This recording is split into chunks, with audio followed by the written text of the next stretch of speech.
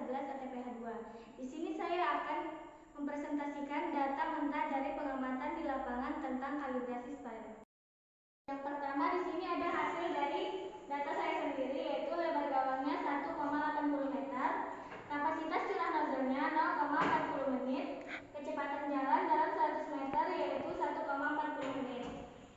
Baik, kita langsung ke perhitungannya, yaitu lebar gawang kita turunkan saja di sini yaitu 1,80 meter dan kapasitas nozzle-nya volume per sekon hasilnya 1 bagi 0,30 yang menghasilkan 3,333 liter per menit. Dan kecepatan jalannya jarak per sekon yaitu 100 dibagi 1,40 yang menghasilkan 71,428 meter per menit. Selanjutnya di sini ada data teman saya yang bernama Angelina dengan lebar gawang 1,80 meter, kapasitas curah nozzle-nya 0,34 menit, kecepatan jalannya dalam 100 meter yaitu 1,29 menit. Baik, kita langsung ke perhitungannya saja, yaitu lebar gawangnya 1,80 menit, kapasitas nozzle-nya volume per sekon yaitu 1 bagi 0,34 yang menghasilkan 2,941 liter per menit. Kemudian kecepatan jalan yaitu jarak per sekon yang menghasilkan 100 dibagi 1,29 yang menghasilkan 77 dibagi 77,519 meter per menit. Selanjutnya di sini data teman saya yang bernama Sukma dengan lebar gawang 1,90 meter, kapasitas curah nozzle-nya 0,39 menit dan kecepatan jalan dalam 100 meter yaitu 2 menit. Perhitungannya, lebar gawang 1,90 meter, kapasitas nozzle sama dengan volume per sekon yang menghasilkan 1 bagi 0,39 yang menghasilkan 2,564 liter per menit.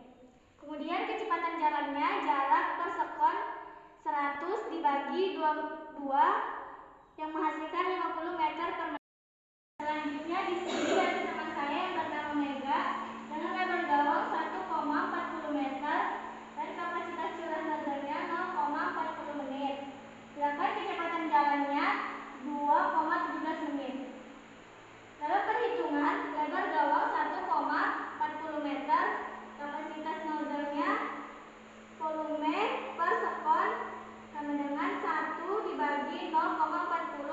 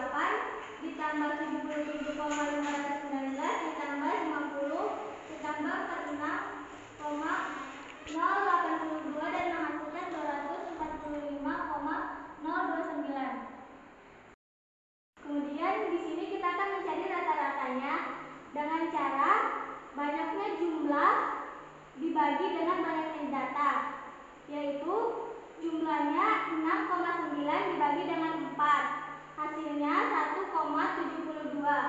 Dan di kapasitas curah nozzle kita akan mengikuti dengan yang sebelumnya, yaitu 11,338 dibagi 4 dan menghasilkan 2,834. Dan di kecepatan jalan di sini jumlahnya 245 dibagi 245,029 dibagi dengan 4 dan hasilnya 61,257. Selanjutnya kita masuk ke perhitungan volume semprot. Ada pula rumusnya, yaitu volume sama dengan 10.000 kali C dibagi G kali K. Diketahui C atau curah 2,834, G atau gawang 1,72, sedangkan K atau kecepatan 61,257. Kita masuk ke penyelesaiannya, yaitu volume sama dengan 10.000 kali C dibagi G kali K. Hasilnya 10.000 kali 2,834 dibagi 1,72 dikali dengan 61,257 dan hasilnya 28.340 dibagi 105,362 dan hasilnya 268,977. Kemudian di sini volume semprotnya 268,977 liter.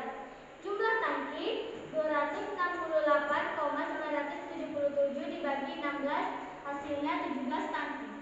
Adapun yang mempengaruhi perbedaan setiap data dalam lebar gawang, kecepatan jalan, kapasitas nozzle adalah sebagai berikut. 1. Kecepatan jalan dipengaruhi oleh langkah kaki karena perbedaan tinggi badan. 2. Lebar gawang adalah alat semprot yang menyebabkan perlebihan adalah dari nozzle yang kemudian menyebabkan volume curah yang dikeluarkan dari nozzle menyebabkan perbedaan lebar gawang. Yang ketiga, kapasitas nozzle dipengaruhi